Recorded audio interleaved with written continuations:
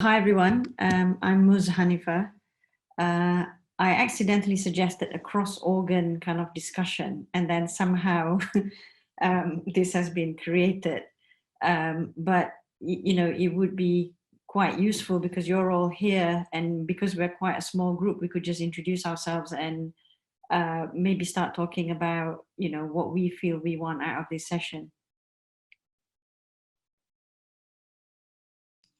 I'm not sure if I should go first, but I'm going down the list that I see on my screen. Hello, everyone. I'm Sarah Sarntivijaya from Elixir in the UK. My job description is interoperability platform coordinator. So I do the technical coordination, linked data, ontologies, schemas, those things. And I'm naturally a trained ontologist, Obo Foundry, preferred, but knowledgeable in all the CUIs, UMLs, all the thesauri out there. So interested in looking into the cross tissues, cross organs. The other thing I should note is that shall I be scribe and also kind of like try to coordinate this, or is somebody volunteering to help coordinate or scribe? I mean, I can take either role actually. I can help the best I can, but if there are only like 5 of us, I think everyone could just go into the document if you want to start one, and I try my best. I have a baby in the other room about to wake up at some time, so I don't know how well I can do this job when he wakes up.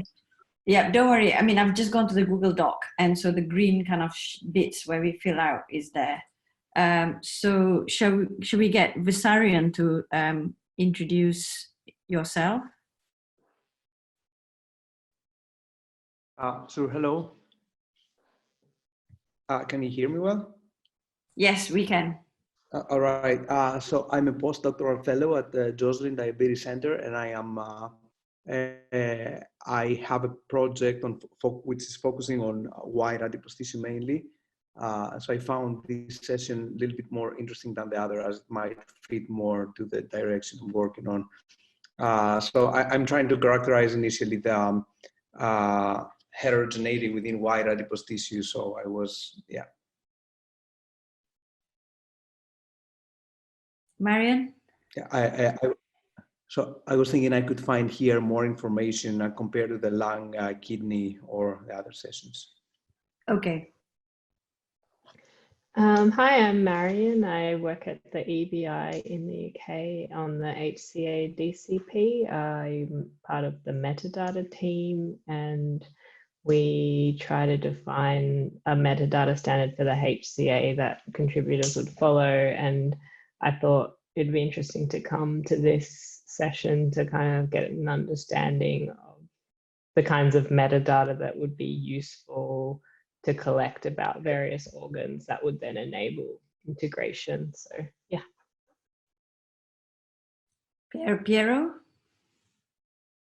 Right, I'm Piero Carnici. I do genomics here in Japan. So where it is already midnight, so I'm not sure how I will be fresh for the rest of the meeting. We do genomics with very broad interest, and I thought that this is a subgroup can be interested. It's interesting, so I'd like to see how it develops. And I'm not sure if I can take notes because I know it's very late, and I'm not really the most fresh at the moment. But no worries, perfectly understand. And we've got Tathi Malta. Hello, I'm from Brazil, University of São Paulo. I used to work as part of TCGA, and now I'm very interested in working with single cell data. So I'm here to learn mostly. Thank you. Great. So I guess we all kind of want to approach this on several levels. One is from the perspective of the metadata and how that's curated. And the other is from the perspective of what we can learn from the trials and tribulations of people who've studied other organs to our own organs. Would that be fair to say that those are the two kind of areas that represent this group? So shall we start with the metadata type discussion, and then we move to kind of like what do we learn across organs? But I'm not entirely sure how many people who work on different organs are here, but you know, we can all contribute to it. Marian, maybe I can get you to comment on like what you feel are the challenges from the DCP perspective of metadata, bearing in mind the kind of like onus on the people to kind of provide all of this metadata, and what is actually, you know, helpful from your end to kind of do this type of cross-organ integration.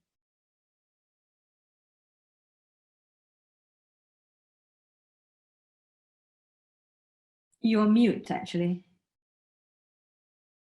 Yeah, so one of the challenges we face at the HCA is, yeah, we kind of are willing to accept data for everyone, from everyone, and different labs and different researchers kind of put different emphasis on how they're collecting, for example, like spatial characteristics about their sampling. So we end up with kind of different levels of information in our metadata, and then we have to try to curate that to ontologies that may or may not communicate the right level of specificity, I guess. So yeah, that's one of the challenges we have from getting data from various different contributors. We've just done kind of a big, we've started trying to do a project where we're trying to harmonize cell types across different researchers as well from some of the data that we already have in the atlas, and that was quite challenging for a number of reasons, because across different research groups, cells are kind of named slightly differently, even though they might relate to a similar cell type, or there's also kind of gaps in the cell ontologies where it was difficult to find the same level of specificity to like accurately communicate the cell type.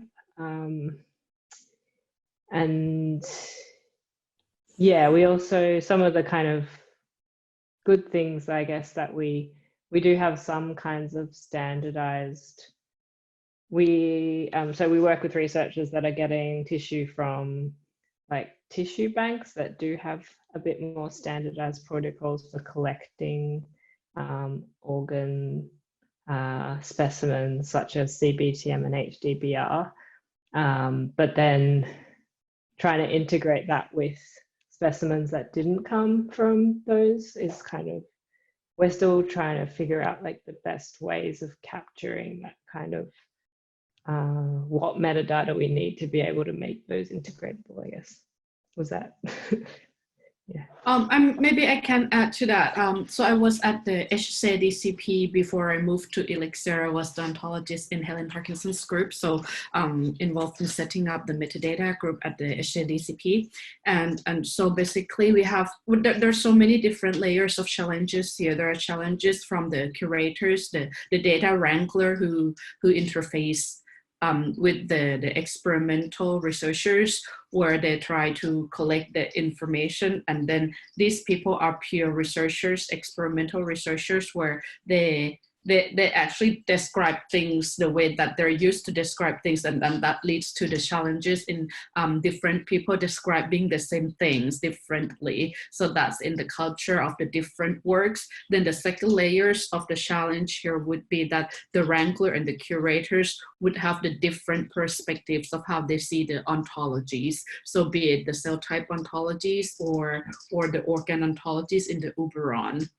So in most cases, they can specify the higher level, and that's probably that's where Marian probably means the high levels with different specificities. Some people can go all the way down to cholangiocyte cell type, and some people might just stick to liver. at the top level, and then fine-tuning the links between the organ and the cell types is also another challenge here. And now with the different people in the different organizations, there's also the technical challenges on even the limb system will introduce you with a different challenge, because different limb system go with the different formats, different labels, and there are also things in pathologies space that are harder to describe using ontology term, for example. And I think Jonathan Silverstein just mentioned in the big chat room just before that, that now trying to identify the consolidated set of vocabularies will be very difficult, because different groups will also use different vocabularies. It's very hard to ask them to conform to a specific sets of vocabularies. So in my humble opinion, it's just a matter of finding the right tooling to do that in the back end, and in the front end, we just have to let them describe things that they want to, how they want to describe it. So my understanding is that this back end at the HCA DCP, you have the HCA ontologies, right, Marian? That is happening in the back end without the front end users having to have any expert knowledge on what the ontology is for. And then all the tooling to try to map what they mean happens on the back end. I don't know if I've said that. Sorry, I'm trying to scribe at the same time. No, I think it covers this is a good time for me to break in, Muzlifah. Sorry to break in. I just wanted to check everybody's okay. This looks like a really productive group. It's a perfect size for a great conversation. My two thoughts for you. First is, don't forget to have a break. It's very easy to dive into these things and get very excited and enthused. Take a moment, walk around the block, because we'll work through until 12:30 Eastern time. The second thing is, Muzlifah's very kindly taken up the scribe role, but don't allow her to take it all. Use that Google Doc as a prompt to both generate interesting questions. What are the questions that are really, really niggling and hard and interesting that you want to solve in the space? And then later, and then to spend at least, I'd say suggest 45 minutes then working out, well, what are the cross-consortia kind of solutions that you might be looking at developing potentially together. So use the Google Doc as a starting point for your discussions. Any questions before I disappear and check in with the others? I will assume everybody is as happy as Larry. Thank you. I'll check in later. We've not heard from you yet. It would be great to kind of get a little brief introduction and actually your thoughts on the two items that we kind of identified. One is at the level of the metadata and the other is at the level of basically challenges of the analysis of each organ and what we can learn. So we're kind of at the metadata level at the moment. Sorry, I walked into this a little bit late here. Hi, Sarah. Long time no see. How are you? Yeah, I walked in this a bit late here. So I kind of came in the middle of a conversation, the tail end of I guess Marian had spoken for just a moment, and then Sarah. But yeah, we have done things a little different than the HCA ourselves, where we kind of have worked from a bottoms-up approach. We tell the lab, give us all of your data as you have it, that is useful to you to do your. Can I ask a really, really dumb and probably a bad question? So, sure. Are you which consortium are you representing, and a little bit of a background? Right, really help. Sorry. Who are you, Clay? Who am I? So I am a project manager at UC Santa Cruz. So I manage projects for Jim Kent. Currently HCA, and in the past I also managed what we call the CIRM project, the California Institute for Regenerative Medicine.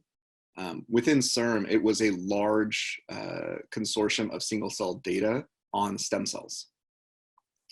And with that, what we did was we did not know the data model that would be coming. We didn't know the types of biological samples we would be dealing with. We didn't know what assays would be developed.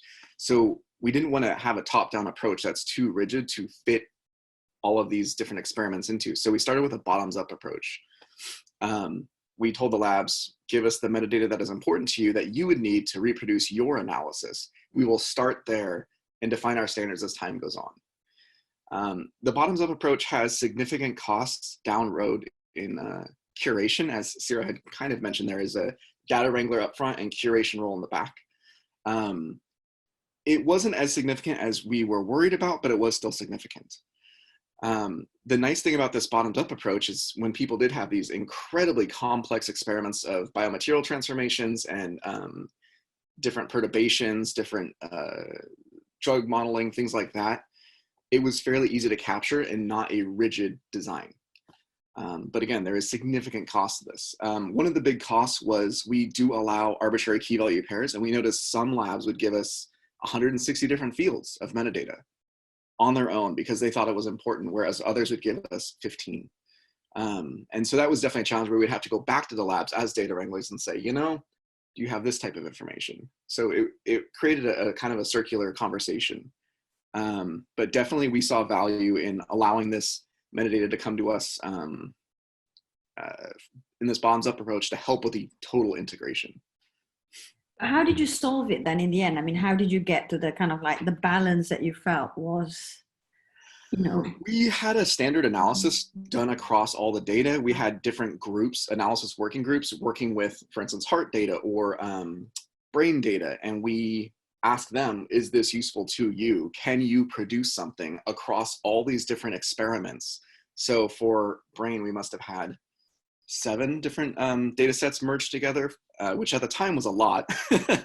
And then for heart, we had about 4 different data sets merged together. And so we worked with them and said, does this work? Does this not? What can we go back and capture for you? And that's approximately how we approached it.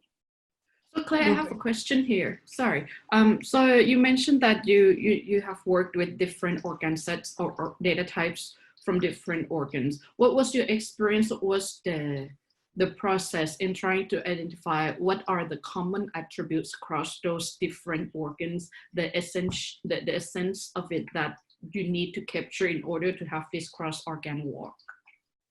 We basically wrote scripts to comb our database and look across data sets and say, what is the core? What do we consider kind of extraneous or extra that one lab considered important, but another did not? And then we went through those and talked to analysis folks and said, of these, which would you like us to collect? Because we didn't know where to start at first. There was just so much out there. And there were so many different views that we decided to start here. Let's capture what we can, and we'll go back and ask for more if possible, because we had a very close working relationship with the labs. That's not always the case in something like the HCA, where when somebody submits, you're unlikely to be able to go back and get much data 6 months down the line from a lot of these groups. So that was how we approached it. It was definitely a interesting experience, and we learned a lot. I think aspects of it could be used in the HCA. You know, I think capturing arbitrary key value pairs is important. Yeah, that's how we handled it. Any comments on that from the perspective of HCA or DCP? Yeah, this is something that actually I have a long conversation with. I mean, we started this conversation in March 2017, and Sarah was part of these conversations originally. Yeah, we talked a lot about, should we start with a really, really rigid standard in the HCA, basically start from a good position, because the HCA, the data is fairly simple compared to our other project, where it largely is, at least the hope is, mostly surveys of healthy human primary tissue. Whereas in our other project, there was just massive biomaterial transformations, perturbations, modeling of this and that. So it was much more complex. But in the HCA, because it was relatively simple, I'm not saying simple just relative to our other project, we did decide to eventually start with just really, really high quality metadata where we capture everything in a schema. We try to design a top-down experiment that we can fit everything into, or at least most things. There will be edge cases, of course. And that was our decision, to start there and then reevaluate in the future. And has that been a success, do you think? I mean, Marion and, you know, anyone else, do you think the kind of like top-down approach after learning from the bottom-up approach of past experiences, you know, is there anything we need to change, or are we quite happy with the, you know, setup we have?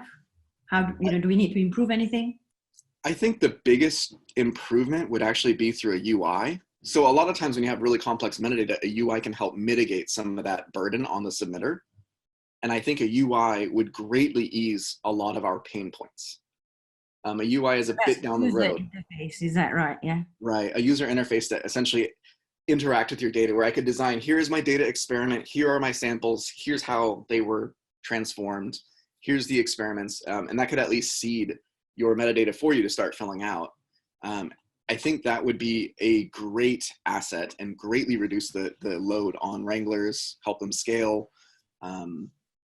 It's a ways off right now.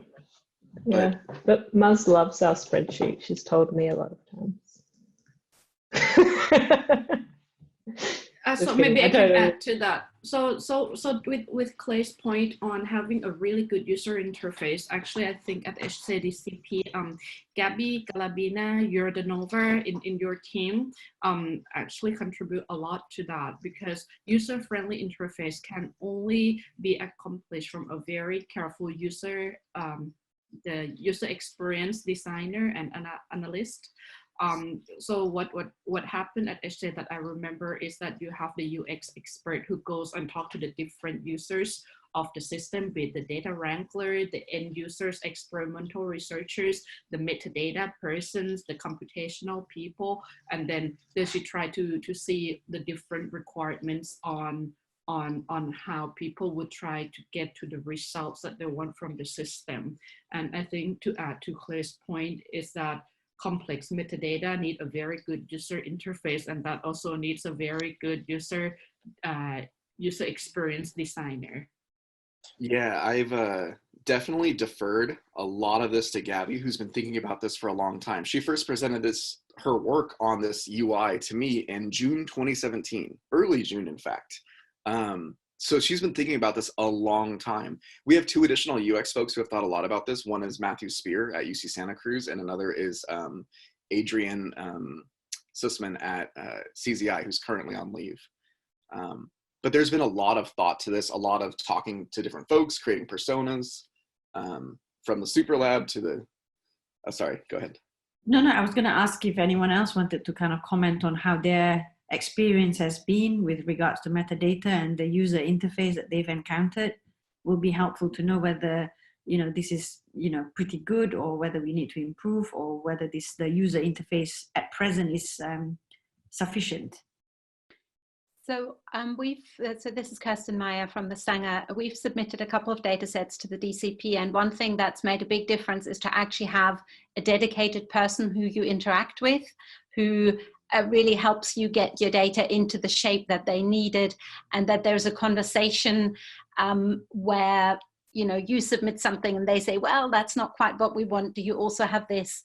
And, you know, that because it's actually quite complex getting it necessarily, so the people who have generated the data are not the people who are used to, you know, the data structure of the DCP.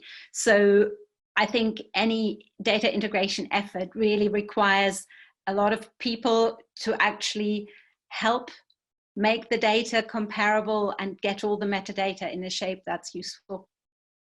No, I agree. I mean, I think we're very lucky we've got Marion actually sort of like, you know, helping us with this, but, you know, whether this is the general experience for everyone, or, you know, how many groups can someone like Marion actually help, and whether this is necessarily, you know, the kind of like the model to go forwards with, whether it's very resource intensive for Marion and also the entire kind of like consortium. Yeah, I think that the model that we currently use with Wranglers directly helping researchers is probably not going to be sustainable because ultimately we want to get, you know, hundreds of data sets into the HCA. So it's kind of, I think what Clay was saying as well, it feeds in, like if we had a UI that guided users through that, it would help a lot to enable the contributors themselves to go through that. But yeah, So we're shall not we, at that point yet. Yeah. sorry. So shall we identify the need for a more optimal UI as one of the challenges to address in the second half of our discussion? Would that be a fair representation of what we've identified here? I think that seems reasonable. Wranglers were always intended to kind of work at the fringe of the nascent data modalities as they come. And the bread and butter stuff. So right now, 10x, for instance, the idea is a UI could handle that. That's kind of been where we've always aspired to head towards. That's good. We've identified one problem, and then we had the second problem, which was a bit more wet lab experimental in some ways, which was essentially how do we kind of like learn from the challenges that another researchers profiling another organ have kind of like encountered and solved. How do we make this information freely available so that people don't keep making the same pitfalls again and again or encounter the same setbacks? I'm curious how many folks you know that use protocols.io.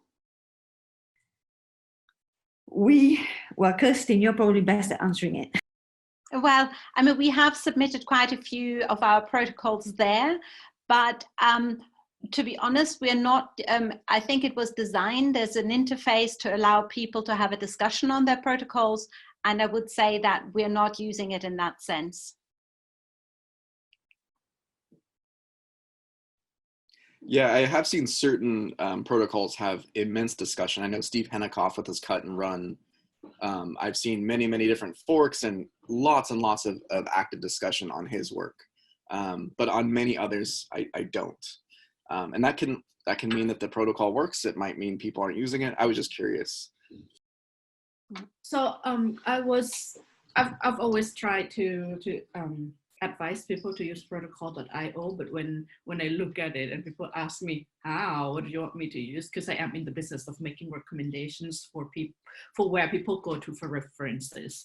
So I've been following the COVID-19 protocol.ios, and I have not been shown the way to sort of integrate and share the protocols per se for the objective of protocol.io. So my understanding of HCA is that they ask people to submit to protocols.io, and then the system would try to assign the link back to that protocols via protocols.io identifiers. Is that right? Yes, that's how I understand it. So the problem with protocols.io is that it's just a protocol. It doesn't actually tell you like somebody's experience and what they've kind of like, you know, what problem they've faced and, you know, what lessons they learn, if you see what I mean.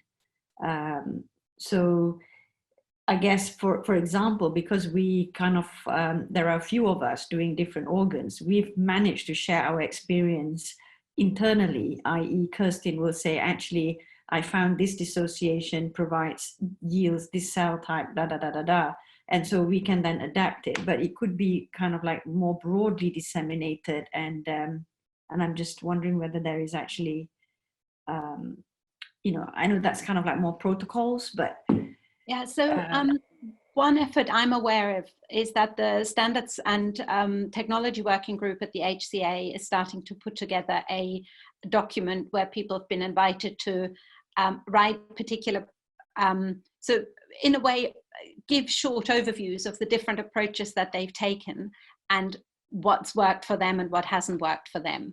But it's actually quite difficult to stop that just being anecdotal and being a sort of overview that people can access. But certainly a document's been started and we're thinking about how best to push that forward. So it's best practices along with negative results. I like that. Yeah, but of course people will concentrate on what works because, you know, otherwise where do you stop? And I guess the other thing, it also links back to how we are going to compare across organs, because at the moment, the different organs need different dissociation processes and not necessarily consistent.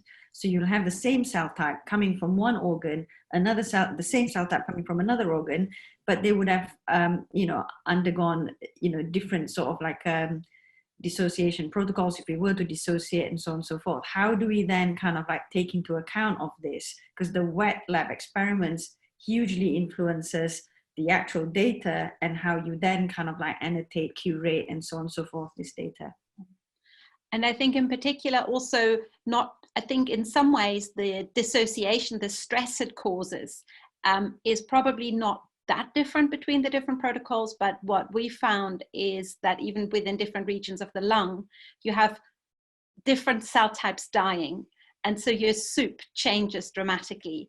And that then becomes quite difficult if you want to compare a particular immune cell or vascular cell across your different tissue positions or across different organs. The soup that cell finds itself in can really make it very difficult to be sure that a gene that's differentially expressed really is differentially expressed rather than being carried over by a combination of different cell types. Would anyone else like to comment on this, or shall I, we've got some new people who've joined. I just joined. I had Wi-Fi issues, so I missed a few minutes. I wasn't sure what Kirsten was talking about. Is that like ambient RNA issues or? Yes. So I can give a small tip that we've seen works really well for us. So Merkash Babadi developed a very nice tool called Cellbender, and we've seen it done a fantastic job at handling ambient RNA in tissues. And we also had that same problem in our earlier study of ulcerative colitis in the colon. Again, because it's unavoidable. It's not something you can actually control experimentally, especially not with clinical samples. There we had a less advanced method, which was more kind of tailored to the specific tissue and also works quite well. But the Cellbender worked remarkably well for us. You just can see the cleanup. It's amazing. So I highly recommend. I had absolutely nothing to do with it. I'm just a user, and I really enjoyed it. Yeah. So we've used Cellbender on the heart data, and that did work really well. And I think you're probably right. We just need to make the effort and apply that across the board and get a better handle on what my comment would be that it just has to be an assumption that you have to do it, that there isn't really a way of avoiding it. Because experimentally, especially in tissues that are obtained from patients with less control, is just always going to be there, the floating RNA, and it's most common in these very highly expressed genes. So I'm sure there will be additional advances like that, but this is one that's already quite practically working quite practically well. Brilliant. So we were kind of like talking about the challenges of each organ and what lessons we can learn. And, one of it was actually kind of how do we, because the whole purpose of this was to try and then align cells or information across organs so that we are comparing as much like for like and also getting the best, interpretation and quality out of the data. So there was the kind of challenge at the metadata level in terms of how you do this, but there's also the challenge at the kind of like experimental level, and we identified the first part is how do we find the optimal user interface for the metadata, and now we're trying to kind of formulate what question we'd like to pose for part 2. Sirarat, you were going to say something. Yeah, so I like your two levels of challenges, but I'd like to add to that sometimes it's not completely separated. I think when I left HCA, they were trying to figure out the metadata representations that actually reflect what's going on in the protocols. So we heard that, same cell types, different organs, different protocols yields different results and different readings. And then, but it starts from how do we capture it in the technicality at the back end on the computer, and then building the metadata model on top of it that link the same cell types to the different organs, and that will allow you to query across the different data sets so that the end users can grab the right data sets for their downstream analysis. So I do think that there is definitely a challenge for the people developing the metadata to have the true understanding of the biology of what's going on in the experiment inside the protocols. And I think this is why Clay, correct me if I'm wrong, Clay mentioned the use of protocols.io, because originally that was proposed to be the way to try to build this metadata up, but I don't know what is going on with that now, because I left that word about 2 years ago. So I'm going to do a KI moment now, and I'm going to say that was a fantastic point. Scribes, did we capture that? Sorry, I had to throw that in. Yeah, I tried to capture it in the doc, but if Sarah wants to add anything to it, that would be awesome also. Any more, if, you know, kind of like a discussion on what else we can learn from, you know, the different organs? I mean, I think one of the things I feel is might be useful is having a source where we can go to learn all these things. Aviv, go on. Yeah, I have 2 points to make. The first is that I think when you go cross organ, and in fact we also see it when we go cross tissue, it's really useful to map cells that are similar to each other, one to the other, but it's also very useful to think at the level of these gene programs, because even within a single tissue, you can have cells that are decidedly different cells running the same program. And as you go across different tissues, working with the programs helps you both find these cell type programs that let you say, well, that's a macrophage and that's a macrophage, and at the same time being able to say, but that's what's special about the macrophage in this tissue from a macrophage in that tissue. Which is a lot about the distinction of that cell relative to the partner cell from the other tissue. So it gives you more flexibility, I think, of mind to really understand the relationship between different tissues. So that's one thing that we've seen. The other thing is, think about not just individual cells, but also communities of cells in different organs that tend to work in these kind of as repeatable units. I think Ruslan Medjitov has done a lot of thinking about this. I was not reading what he wrote about these questions, but the single cell data really gives you, and the spatial data really gives you an opportunity to look for these related patterns between different tissues. So these are 2 things that we found helpful as sort of organizing principles when we're looking at this data across tissues that otherwise can become very confusing to relate one to the other.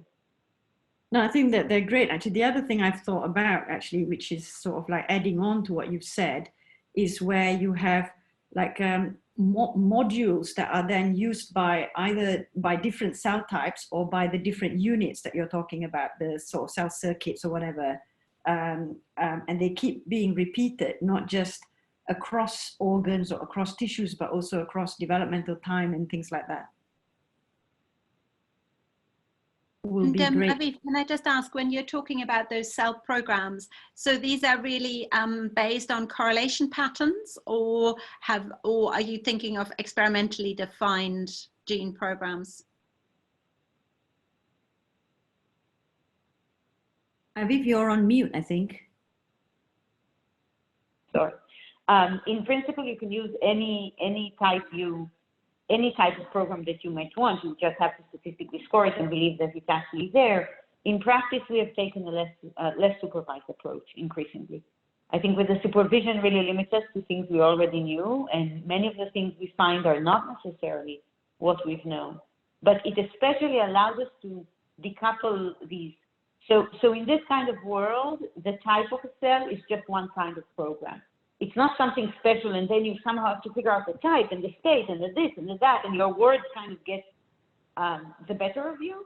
But the world is made of these programs, and a cell type is reflected as one kind of program, but a cell of a particular type will also be running additional programs, some of which might be shared with other cells. I mean, we think like this of the cell cycle all the time, and we have no problem with it.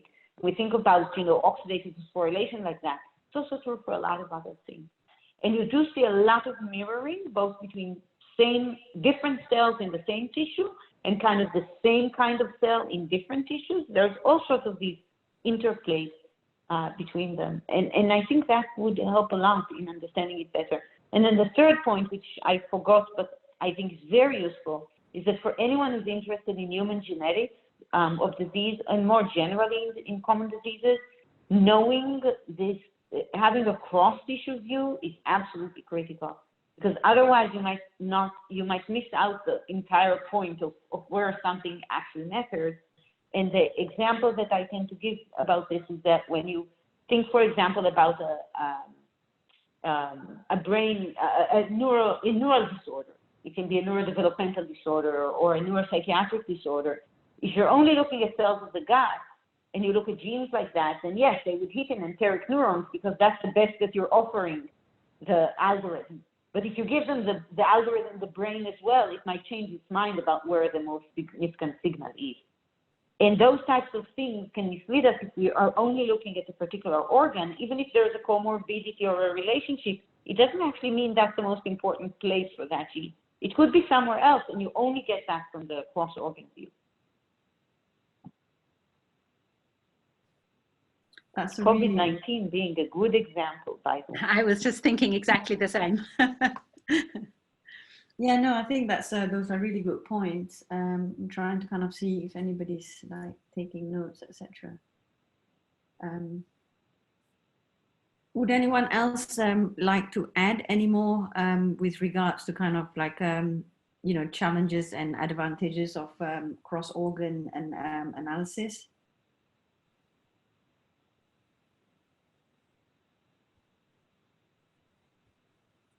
No. How long are we doing this session for before our break? I'm conscious that I think the break was actually quite a while ago.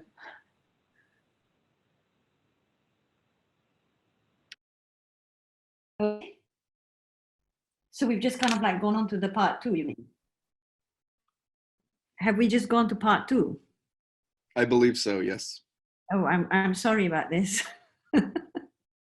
So now I guess we have to fill out what from the challenges that we've identified, the unifying kind of like 2 questions, how we want to approach it. The second one, in terms of challenges of each organ and lessons from each, I don't think we've formulated of the how might we, whatever questions. And I wondered whether our focus should be how might we you know, undertake these type of analysis that Aviv was suggesting earlier on. Would that be a kind of a useful thing to discuss for the next bit, or any other thoughts?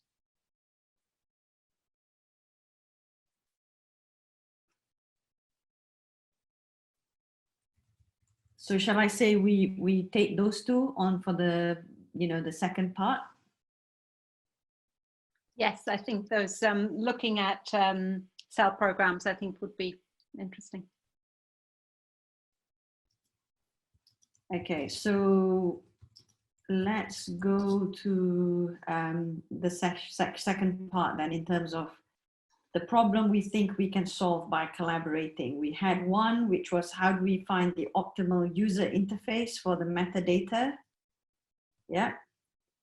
And our second question was, how do we undertake unsupervised analysis across organs? Yeah. Would that be fine to put those as what we want to do? Oh, that's the final template. I should add it onto the, if somebody wants to help me scribe, please go for it. Actually, I am going to excuse myself out. My baby has woken up. Nice to meet everyone. So now I just realized I was taking notes in the wrong doc, so I'll add it into that. Marvelous, thank you. So we've now got in the breakout session part 2, the 2 questions that we highlighted, which was how do we kind of like design the optimal user interface for metadata? Should we do that first?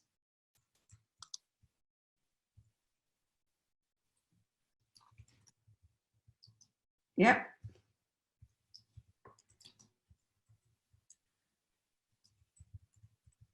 So any offers on the first question?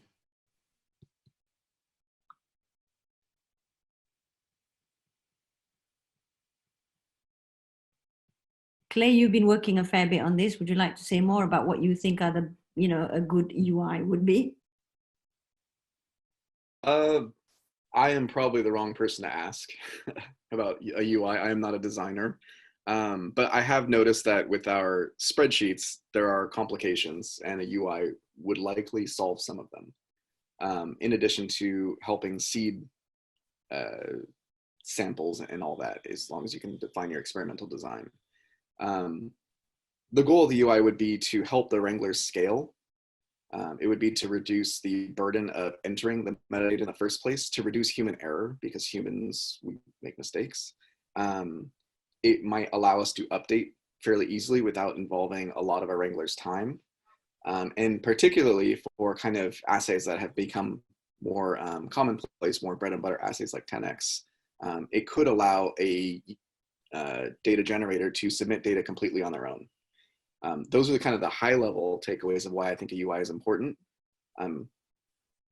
As to specifics within it, I would have to defer to someone like Gabby Yordanova, who's done a lot more work on this than myself. So do I understand that the UI is basically empowering the user so that they can do more things themselves rather than being reliant on the data wrangler?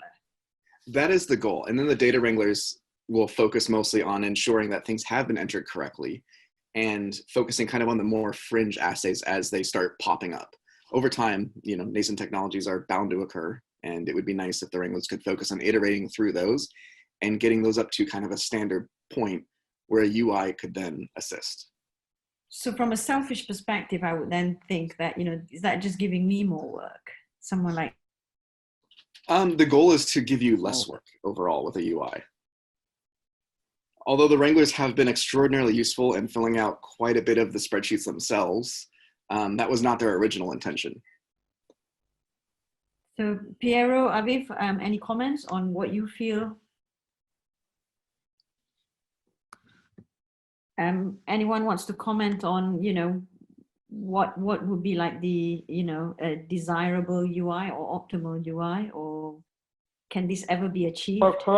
For cross-organ analysis? Yeah. Specifically? I actually think that's a really tough one, because at the moment, I think at least my perception is that it's mostly, it's an aggregation, it's a union of a lot of organs. It doesn't have a component that ties them together. So from a UI point of view. So is this actually worth kind of like addressing even? Is it Yeah, actually? I think it is. I think it is. It's also a challenge for cell annotations, for people are still very much in a single organ view, and when they start thinking about comparing between them, it gets hard. It's completely manual to my knowledge.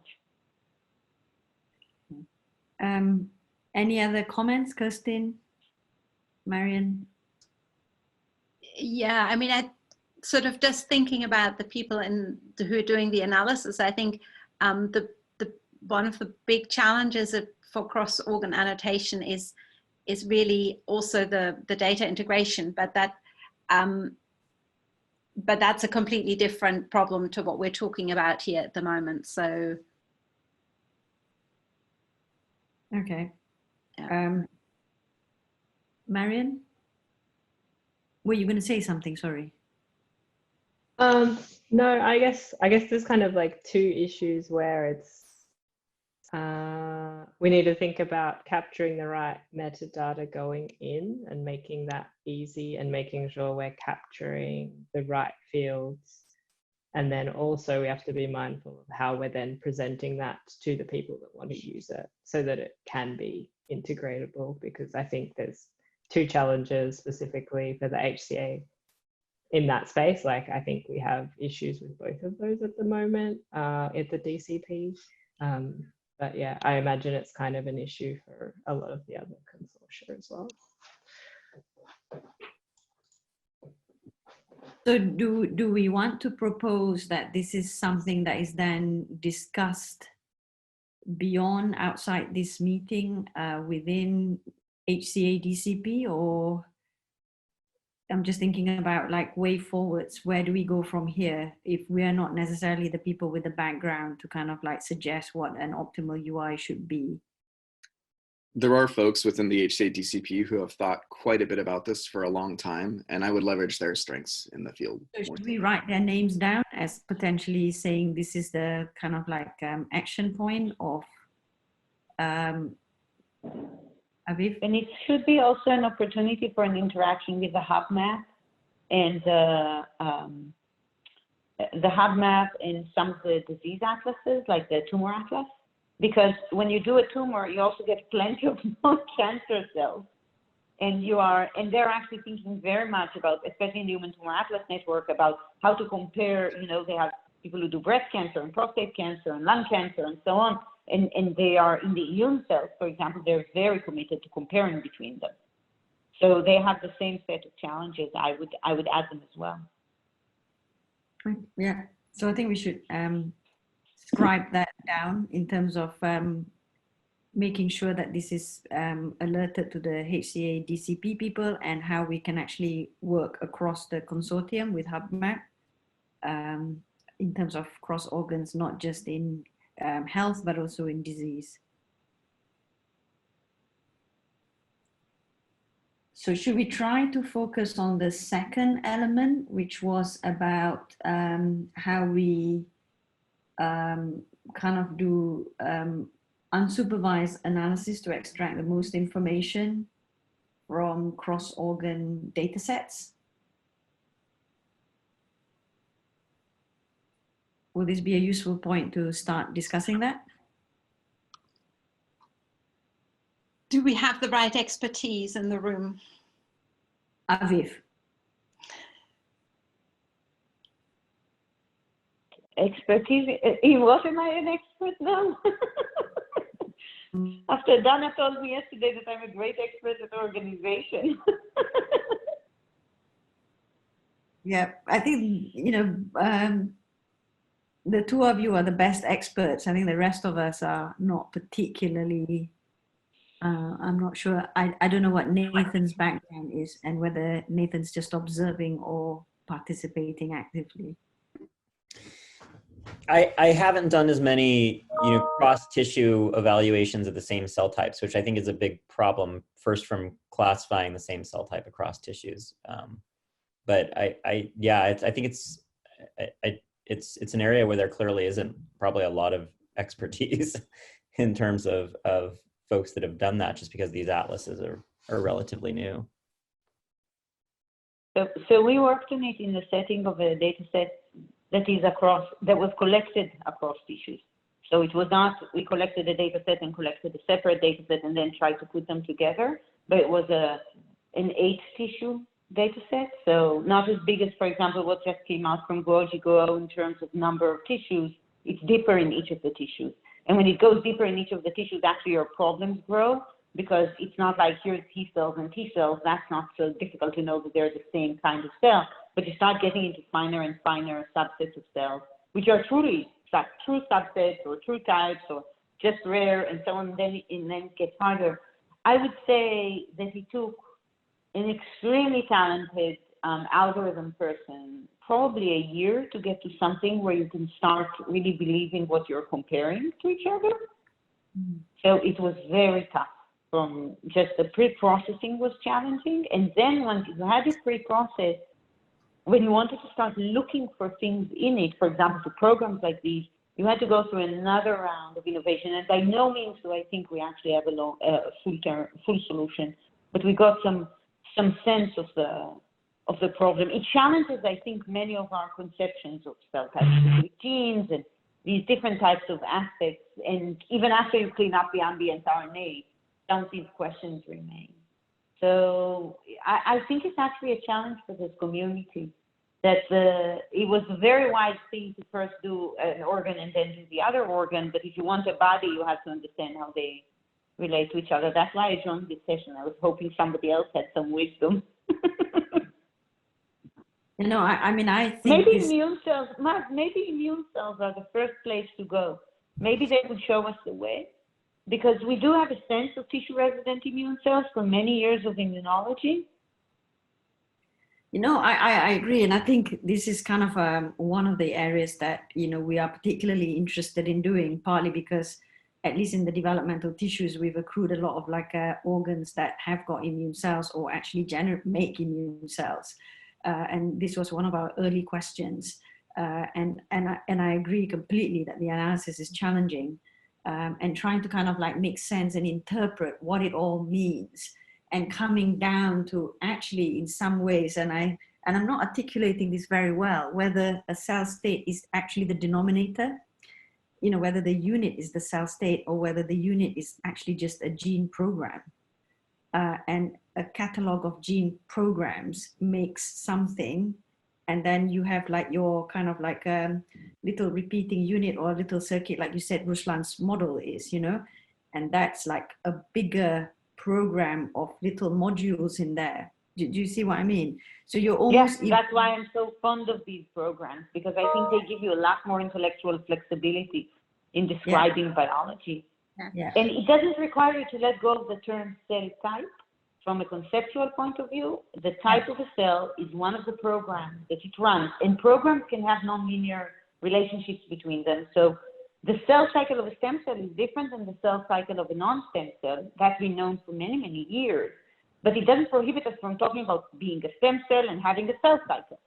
Yeah. So I think that's where, at least for us, that's where we see the world going. And I do think that immune cells in that sense are extremely helpful in doing your first cross-tissue analysis. Might be the deepest and the most meaningful in immune cells. But I know Jay Rajagopal, for example, just wrote a piece with Dan Montoro and others to think about that, like that, about epithelial cells. Because we now see, for example, Hillock-like cells in the lungs and in the prostate.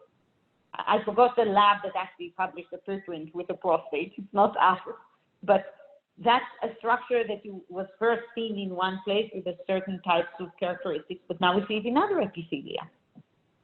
So there, and a couple of days ago, somebody posted on Twitter the point that people have now shown in AT1 cells, they had shown transcription factor that is a lineage-defining transcription factor for oligodendrocytes. And in fact, the AT1 cells have structures that are similar to those of oligodendrocytes. This is not to say that oligodendrocytes and AT1 cells are the same cell type, but they need the same program.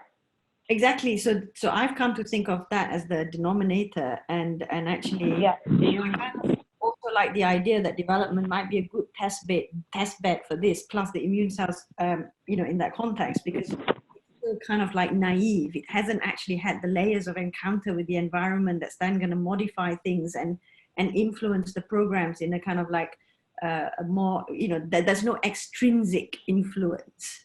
So it's, you know, still relatively easy to handle as the kind of like a, you know, dummy data to play with to test these possibilities, which would be very interesting. I think the other thing that is, I mean, that's really interesting. At the moment, we are all desperate to cluster our cell types so that we say, you know, that's how we define the cell types. But more and more, especially with the immune system, the clustering doesn't work terribly well. And it's really transitioning between different cell types, not cell types, cell states, and transitioning between these different programs, and that we get used to having, in a way, a T cell space, and where a particular cell sits within that cell is probably dynamic and reversible, and these cell states get switched on and off, and the cell doesn't have to stay there forever. And how we represent that, I think, is difficult, but maybe some sort of probability of being in one state or another might work. The other kind of like concept I've had, I mean, I'm just talking probably a lot of nonsense now, but, you know, things that I've been attracted to thinking, is that it's also kind of like determined by the need at that time. You know, like you just acquire a particular program to do something. So historically, if you look at macrophages, they were there to kind of allow us to phagocytose, to take things from the external environment. And that was used to eat. And then subsequently, that same function, which was then to use to eat, is now used to sample antigen and then adopted, you know, into kind of like an antigen presentation, et cetera, et cetera. So you could almost break down these levels. Aviv, you were going to say something, I thought. No, I actually did not have anything to say for 1 second. Because your thing came out as green, that's why.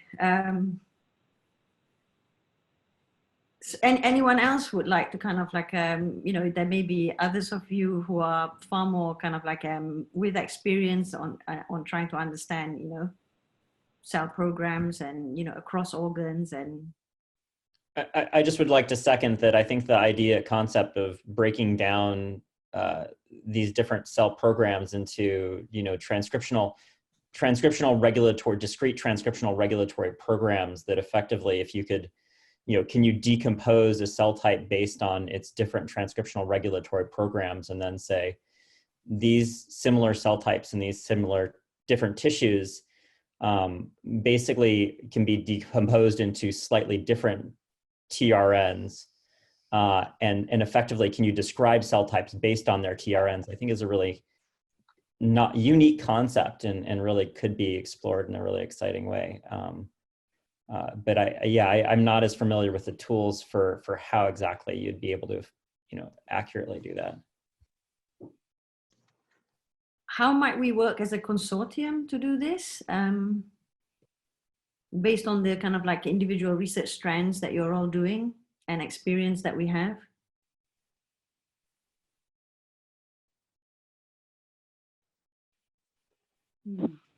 So one thing I will say is that in the Tumor Atlas, they have what we call trans-network programs, and there is one that's actually focused on these programs across different tumors. So it might be a possibility to maybe even join in that effort and bring in more data that's not just from tumors, but it's the same, to a large extent, it's the same computational problem.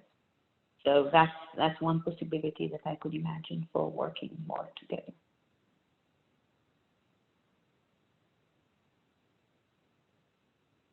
That sounds like a great action plan that we could do actually, to sort of like overlay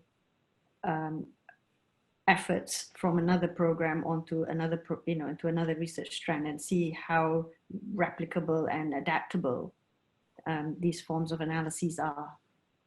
It's a great idea. Any other thoughts? I mean, we've just been talking about how we kind of like make the most out of, like, for all of you who've joined us more recently, we kind of forgot our coffee break and we're just going to do it until lunchtime. We're trying to kind of like work out how do we get the most information out of cross-organ type analysis.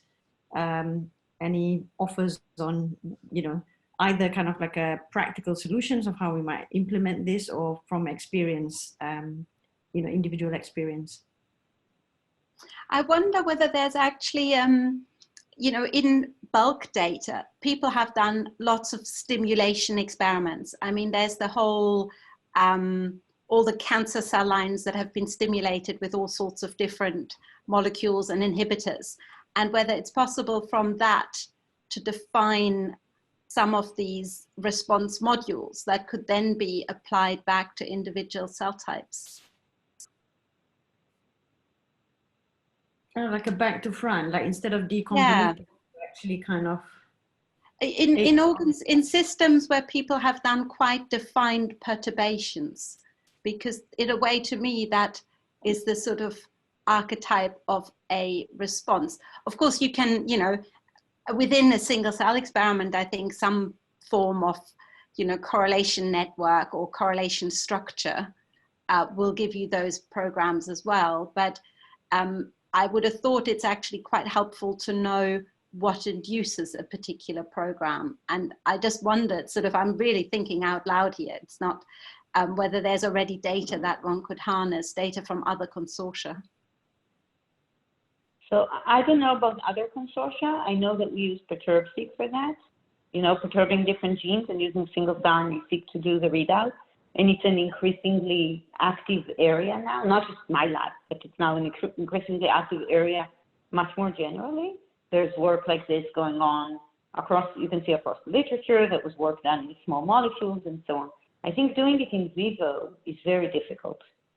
So the point here is you can do things like these with cells in culture, even with primary cells, but you cannot do work like this as easily in humans.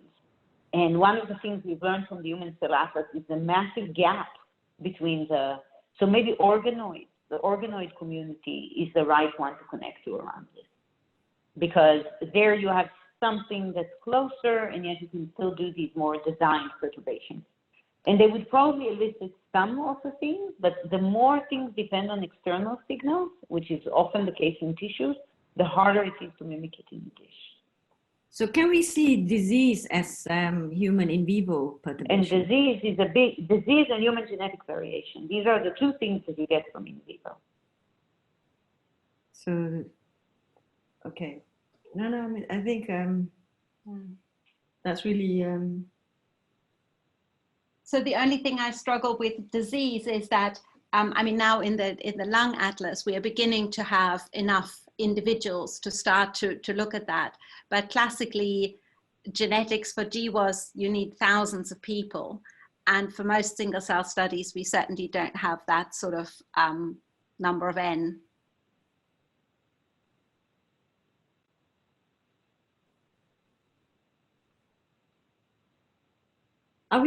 Isn't that two sort of separate things? Like you've got the genetics and then you've got the disease, and maybe genetics is not quite there yet, but you can at least sort of.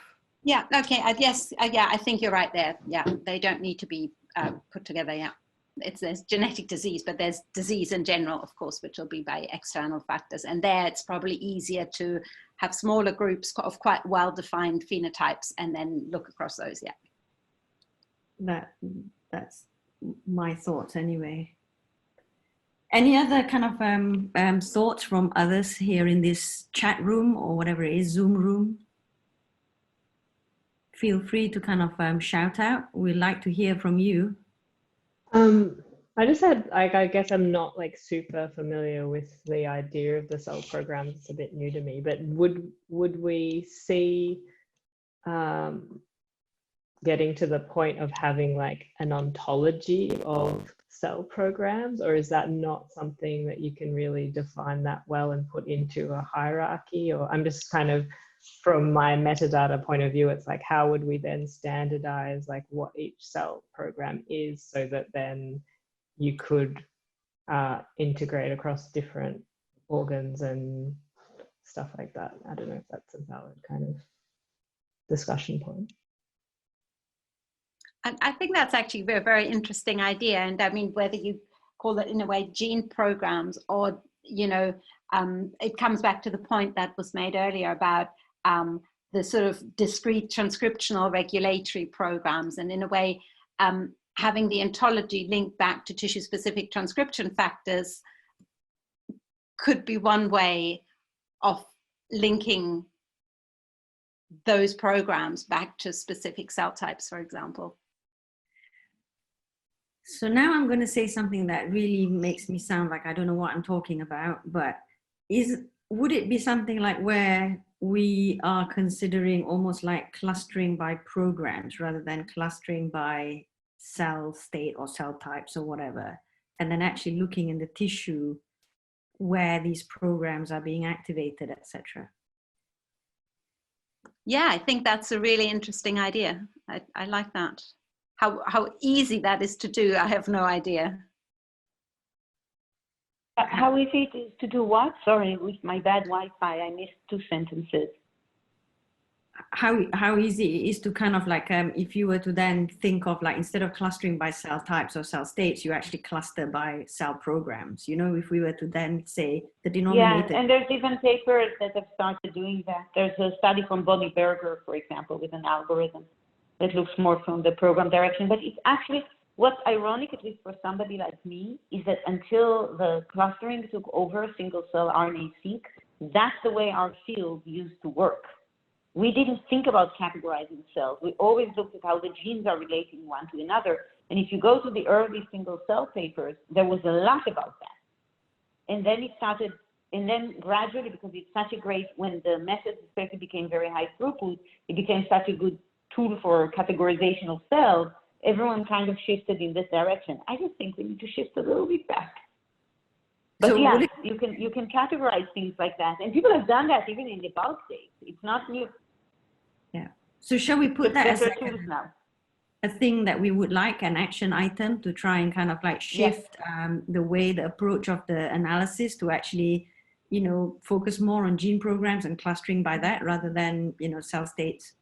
So again, I'm talking about stuff here that I don't know very much about, but Dana Pear always says that one of the reasons they use the biscuit clustering algorithm is because it works on gene-gene correlations, which is really what we're talking about here, which is, you know, correlated gene programs. Don't know whether that's something we need to try out more. There's a good range of approaches to do it, but I think part of it is not just whether you address the correlation structure, first of all, between genes or the covariation of genes is the only reason single-cell RNA-seq works as a method. If it didn't exist, nothing would cluster, nothing would group, you would be able to generalize nothing. This was known from day one of the field. That's why you could go and do massively parallel things with droplets and sample 5% and less of the RNA and still get signal out. It's underlying everything we do. We just at some point conceptually moved away from it. So it's not a technical question, it's a conceptual question. It's how you actually think about the biology of the system that we became, I think, as a field very enamored, and it's paid off also to first categorize things. That was great. I just think we can first go for more, but more than that, that for some of these more vexing problems, either it's immune cells or you're comparing across tissues, it's just not enough to work from these categories, because then the categories don't match well. And there's nice papers about it. There's a very nice paper recently from Matt Thompson in Caltech. There's many. I don't want to hang on any individual one, just to say there's actually stuff brewing, but it's a little disconnected from the biologists who actually work on tissues and organs and try to understand what's going on there. That's more like computational side and biological side.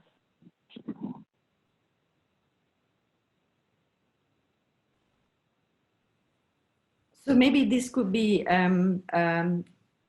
something that the kind of like the analysis sort of group in both HCA and HubMap take forward as like, you know, identifying, you know, approaches instead of, you know, being based on cell types. And finding forums for that. Maybe the next kind of like a meeting, we have a dedicated session for this. Yes, that would be nice. It might also help with development when things are also fuzzy. Exactly, because I think we've kind of like exhausted the defining, you know, cell types. It's really the big challenge, I think, is actually trying to understand the function. But actually trying to understand function with in vivo experimentation in human is extremely difficult. And this might be like ways that kind of like narrow down at least what we can test or what we might want to pursue. You know, I certainly feel that, you know, this makes intuitive sense.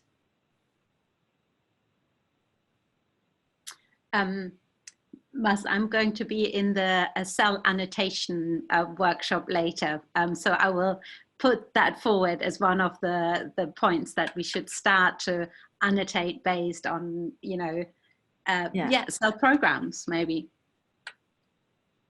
I mean, you can have the two next to each other. Next to each other, absolutely, yes. So, but like you said, you have the one program that does the cell type in a way, and then you have the secondary programs that do responses of that cell type kind of thing.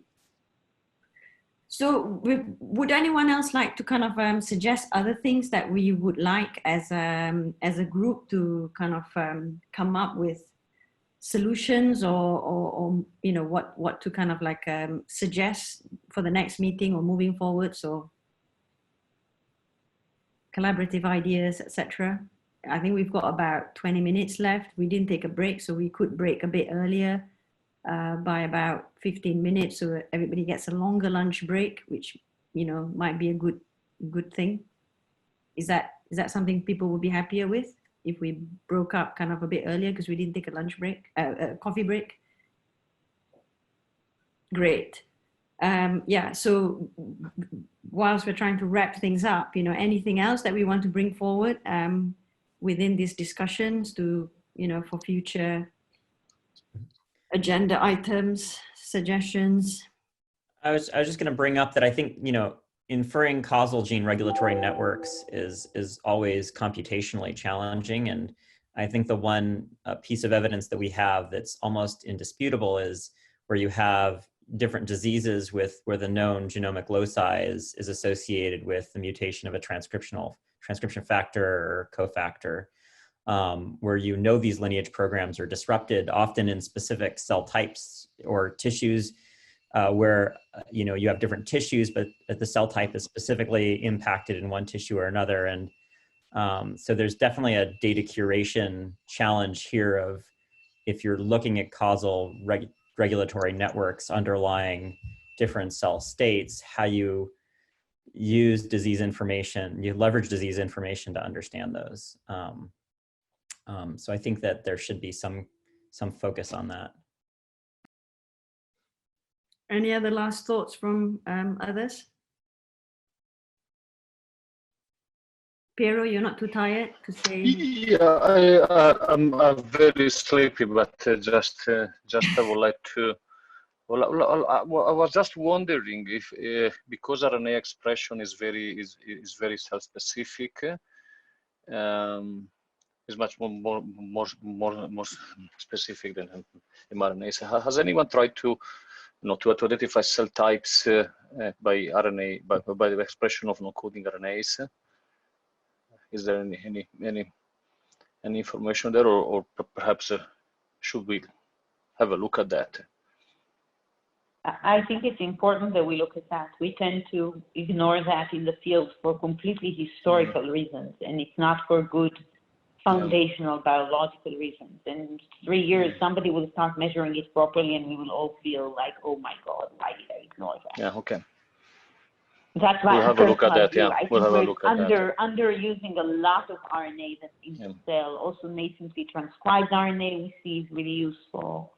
And probably the enhancer RNAs are going to be very useful. Enhancer RNAs can help also with human genetics. That's where the human genetic signal is. Oh, yes. I'm with you. Yeah, totally. So do the current methods pick these RNAs up? It's just that we're not looking at them, or is there some kinds of technical challenges to detecting? No, we pick up RNAs, at least we pick up enhancer RNAs. We see, I mean, and they're not so highly expressed, but within the class we see them. I would say expression level. Some are not polyadenylated, so that goes against them, and some are short. Yeah. So that goes against them. So it kind of depends which RNA it is. But as Pierre also says, I think they're just, the thing that works well in single RNA-seq are those cases where you have the covariation patterns, because they are actually the signal that you see. The rest of the signal at the level of individual genes tends to be not reliable enough for many of the questions people ask. So these RNAs suffer from it more. Yeah. And the elephant in the room is always the, precise isoform level measurements in single cells that are going to really tell you which specific isoforms are likely functional and which are not. I guess this sort of, maybe it's kind of like reaching the kind of like, what's the cells, what tells you about the cell's present and the future and the past, and what tells you about the cell from the perspective of what it's about to do. It reminds me a bit of like a Minority Report, something where you can kind of like anticipate what the kind of like action will be based on the present measurements. I agree. It's more about the state of the kind of the state space of cells than it is about just the individual molecules. But yeah, a lot of things are missing. And by the way, one of the annoying things is alternative polyadenylation sites, because as long as you rely on the 3' method, which is still very, very common in the field, you're beholden to your 3' annotations. And we know there is good examples of cases when the annotation is just not there. So you're assuming a gene is not expressed simply because it's 3' and it's different. You have plenty of transcript. There's a range of we tend to kind of, all of us, I think, in reality, we're pragmatic, we work on what we have. When you really care about something, you have to go and double check all of those things, and hopefully we can improve flat protocols to get even more. So on that kind of like a slightly philosophical ending to our discussion,